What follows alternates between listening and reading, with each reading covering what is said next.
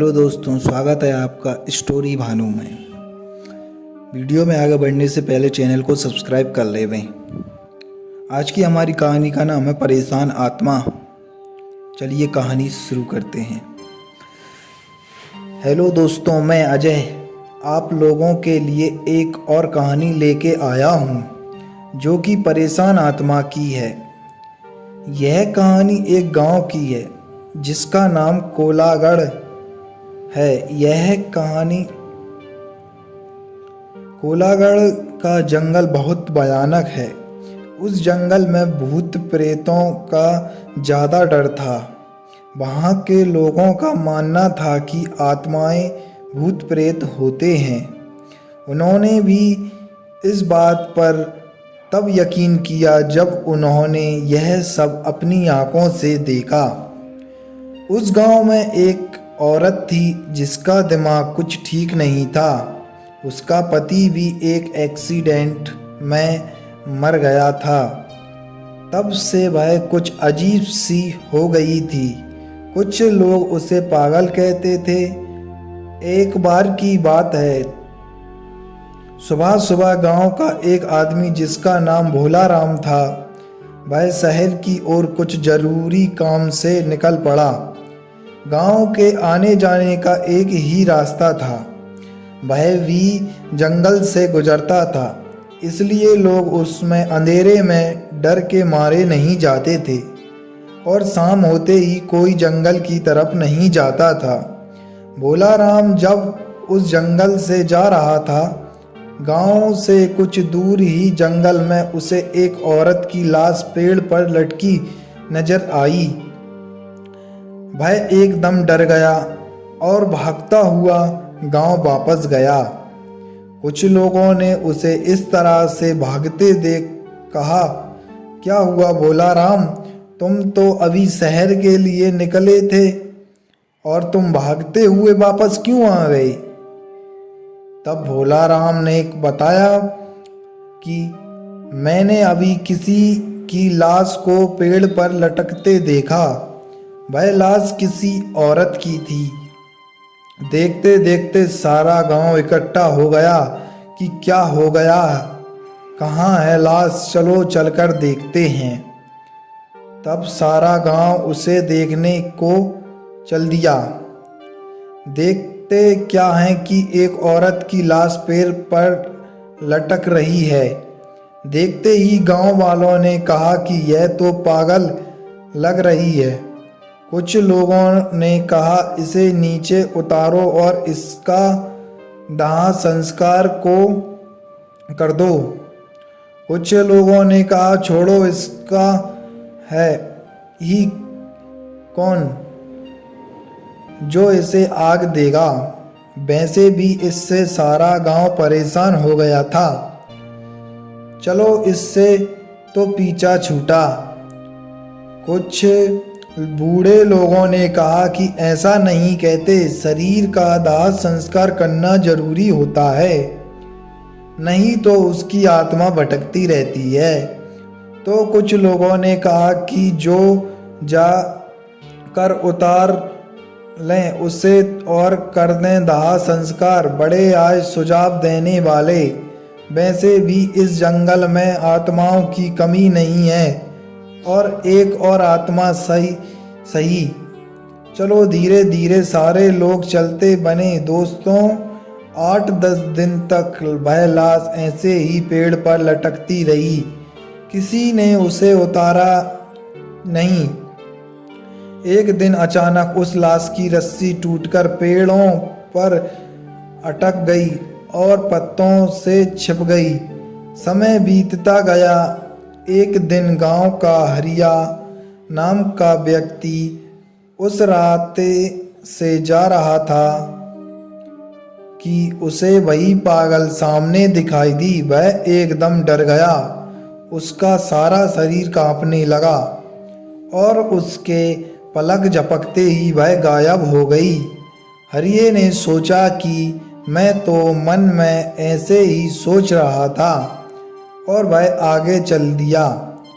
तभी एकदम उसकी ओर एक सांड दौड़ते हुए आया और उसे जोर से टक्कर मारकर चला गया। हरिया उल्टा गिरा, उसके बहुत जोर से चोट आई। उसने जैसे ही पीछे मुड़ के देखा तो कोई नहीं। उसने जैसे ही फिर आगे को देखा तो उसके आगे एक औरत खड़ी हो गई। वह एकदम डर गया और कांपने लगा। उसकी शक्ल तो ऐसी थी कि तरफ गाल की हड्डियां और एक तरफ जला हुआ सा चेहरा, आंखें अंदर धसी हुई, नाखून बड़े बड़े। वह उसे देखकर ऐसा डरा कि वह बेहोश होके गिर पड़ा। उसकी आंखें खुली तो वह एकदम डर गया। उसने अपने आप को घने जंगलों के बीचों बीच पाया। उसके पेट में तो पानी हो गया। चारों तरफ से आवाजें आ रही थीं, कहीं पत्तों में खर खर की आवाजें तो कहीं शेर के दहाड़ने की आवाजें। वह इतना डरा हुआ था कि उसे तो भागना ही नहीं आ रहा था। वह वहां से धीरे धीरे डरता हुआ जंगल में से भटकता हुआ बाहर आया। उसे जंगल से निकलते निकलते अंधेरा हो गया था। वो अब और डर रहा था कि पहले तो एक भूत था, पर अब ना जाने कितनों से पाला पड़ेगा। पता नहीं आज मैं यहाँ से जिंदा निकलूंगा कि नहीं। उसके मन में अजीब अजीब से ख्याल आ रहे थे। वह भागता ही चला जा रहा था। भागते भागते वो जाने कैसे उस जंगल से बाहर निकल के आया। उसे इस हालत में देख कुछ लोगों ने उससे पूछा कि इतनी रात को कहाँ से आ रहे हो? तुम्हें डर नहीं लगता क्या? उसने कुछ भी जवाब नहीं दिया। उसे विश्वास नहीं हो रहा था कि मैं गांव में जिंदा आ गया हूँ। उसकी हालत देखकर कह रहे थे कि इस हरिये को क्या हो गया है। वह घर पहुंचा और जाकर की ओढ़ कर सो गया। उसकी औरत ने उसे खाना खाने के लिए कहा, पर उसने कुछ जवाब नहीं दिया। उसने रात को एक सपना देखा और उस सपने में उसी परेशान आत्मा को देखा। वह उससे रो रो कर कह रही थी, मुझे बचा लो, मुझे इस नरक से बचा लो, यह लोग मुझे मार डालेंगे। ऐसा सपना देखकर वह उठ खड़ा हुआ। उसके पसीना निकल आया और वह सोच रहा था कि यह सब मेरे साथ क्यों हो रहा है। सुबह हो गई लेकिन हरिया नहीं जागा। तब उसकी पत्नी ने उसे जागाने के हाथ लगाया तो उसे उसके चेहरे में उसी का चेहरा दिखा। वह चिल्ला पड़ी और उसकी ने कहा, क्या हुआ? तुम शाम से कुछ अजीब से डरे हुए लग रहे हो ना। शाम को खाना खाया, तुम्हें आखिर हुआ क्या है? मुझे बताओ। तब उसने सारी बात बताई। तब वह जा कर समझी कि आप तभी परेशान हो। धीरे धीरे यह बात सारी गांव में फैल गई कि वह पागल औरत भूत बन गई है। तभी कुछ लोगों ने बताया कि रात को यही आवाज़ें कुछ लोगों ने सुनी जो जंगल से आ रहे थे कि मुझे बचाओ, मुझे इस नरक से निकालो। अब तो सारे लोग परेशान थे कि शहर का जाने का रास्ता भी बंद हो गया। अब हम लोग क्या करें? तब कुछ लोगों ने कहा कि हम लोग को इस महान आदमी की सलाह लेनी होगी कि यह यहाँ सब मांजरा क्या है। तब किसी एक आदमी ने कहा कि पास के गांव में नथीलाल भगत जी रहते हैं। वह आत्माओं के बारे में बहुत कुछ जानते हैं।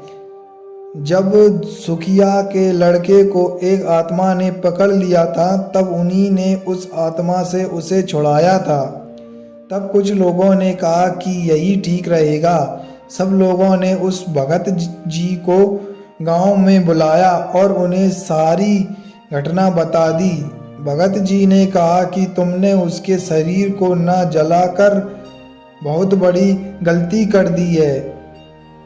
चाहे वो कैसी भी थी, इतना बड़ा जंगल हो के भी तुम लोगों से 4 लकड़ियों का बंदोबस्त नहीं हो पाया था। इंसान कैसे भी हो, जब वह मर जाता है तो उसका दुश्मन भी उसकी अर्थी को कांधा देने को आ ही जाता है। पर तुमने तो सारी सीमाएं तोड़ दी। चलो, अब जो भी हो गया उससे निपटने के लिए अब तैयारी करो। तब भगत जी ने हवन किया और अपना ध्यान लगा के देखा तो उसे वह आत्मा बंधी हुई नजर आई। तब पंडित जी ने उससे पूछा कि तुम्हें यहाँ किसने बांध रखा है। तब उसने कहा कि मुझे एक दरिंदे ने बांध रखा है। पहले उसने मुझे मार के पेड़ पर लटका दिया था। फिर गांव वालों ने मेरे शरीर का अंतिम संस्कार भी नहीं किया। मेरे शरीर को उसने कहीं छिपा के रख दिया है। इतने में मेरी आत्मा को कैद कर लिया है। जब तक मुझे मुक्ति नहीं मिलेगी इससे, जब तक मेरे शरीर का अंतिम संस्कार नहीं हो जाता, मैं हरिये को भी यह बात बतानी चाहिए। जब तक मैं उसे कुछ बताती, पर उससे पहले उस बहसी दरिंदे ने उसे चोट पहुंचा कर बेहोश कर दिया। तब मैंने उसे उससे बचा लिया था। तब पंडित जी सब समझ गए और कहा कि तुम चिंता मत करो, मैं तुम्हें अवश्य मुक्ति दिलाऊंगा। तब भगत जी ने आंखें खोली। तब उन्होंने कहा, चलो मुझे उस पेड़ के पास ले चलो जहाँ वह मरी थी। पंडित जी ने कहा कि जिस तरीके से अंतिम संस्कार करते हैं वह सारा सामान ले चलो। तब गांव वाले सारा सामान लेकर चल दिए। पंडित जी आगे आगे और गांव वाले पीछे पीछे। उन्होंने देखा कि वह पेड़ तो बहुत बड़ा हो गया है, वह बहुत घना हो गया है और लाश का कुछ भी अता पता नहीं है, ना ही उसकी हड्डियों का। तब पंडित जी ने कहा कि सारे लोग ऊपर चढ़ के ढूंढो, हमें यह काम शाम होने से पहले करना है। तब सारे लोग उस पेड़ पर चढ़कर उस लाश को ढूंढने लगे। बहुत देर तक वह लाश नहीं मिली। सारे लोग सोचने लगे, लाश कहाँ गई तो गई कहाँ, ना हड्डियों का पता कहाँ गई, एक भी हड्डी नहीं मिली।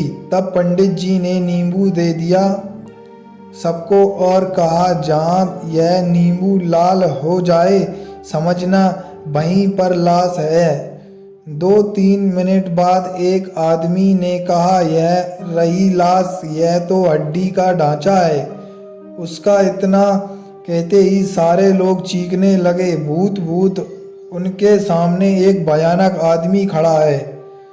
उसके यह बड़े बड़े दांत, आंखें लाल लाल, मुंह भेड़िए जैसा, ये बड़े बड़े नाखून। लोग डर के मारे ऊपर से कूद गए। एक को तो उस भेड़िए ने ऐसा पकड़ के फेंका कि वह सीधा नीचे आके गिरा। हा हा हा हा चिल्लाने लगा, कोई नहीं ले जाएगा इसे, यह मेरी है, इसे मैंने बरसों से सजा के रखा है। उसने गुस्से में सारा पेड़ झकझोर दिया। ऐसा होते देख पंडित जी ने मंत्र पढ़ना शुरू किया। पंडित जी के मंत्र पढ़ते देख उसने उन पर हमला बोल दिया। पंडित जी ने उठाकर फेंक दिया, पर पंडित जी के मंत्र बंद नहीं हुए। उन्होंने जो मंत्र पढ़ के उसके ऊपर मिट्टी फेंकी, उसके सारे शरीर जहाँ जहाँ मिट्टी पड़ी उसका शरीर वहीं से गलता जा रहा था। उसका एक हाथ टूट कर गिरा। वह पंडित जी के ऊपर ऐसा झपटा, पंडित जी उस जगह से हट गए और वह नीचे जा गिरा। पंडित जी ने फिर मंत्र पढ़ के उसके शरीर पर मारा, वह वहीं ढेर हो गया। उसकी आत्मा निकल के एक गांव वाले के अंदर घुस गई। उसने गांव वालों को यही मारना शुरू कर दिया। उसने तो एक का सिर फाड़ दिया और एक का हाथ चबा गया। इतना खतरनाक होता जा रहा था। उधर शाम होती जा रही थी।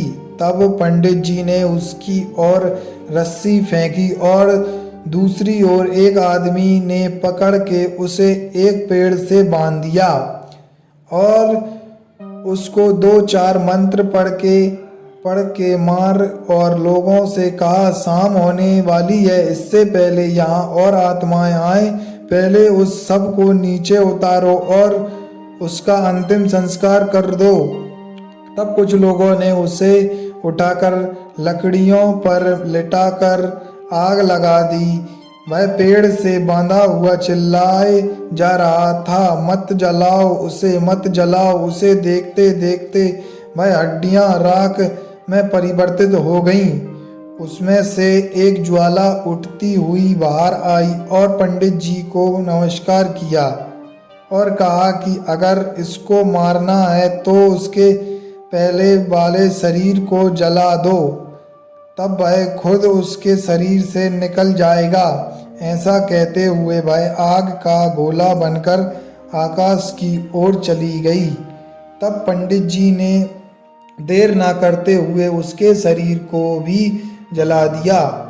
तब वह फिर चिल्लाया, मुझे मत जलाओ, मुझे मत जलाओ। तब तक आग उसके शरीर को जला चुकी थी और उसकी आत्मा उस गांव वाले के शरीर से निकलकर आकाश में चली गई। तब उस आदमी को रस्सी से छोड़ दिया। तब उसका शरीर होश में आया। तब सब लोग उसे लेकर गांव आए। तब सबने भगत जी को राम राम कहा और भगत जी अपने गांव चले गए। तब से उस गांव में शांति आ गई। दोस्तों, कहानी सुनने के लिए धन्यवाद। अगर वीडियो अच्छी लगी हो तो चैनल को सब्सक्राइब कर लेवें।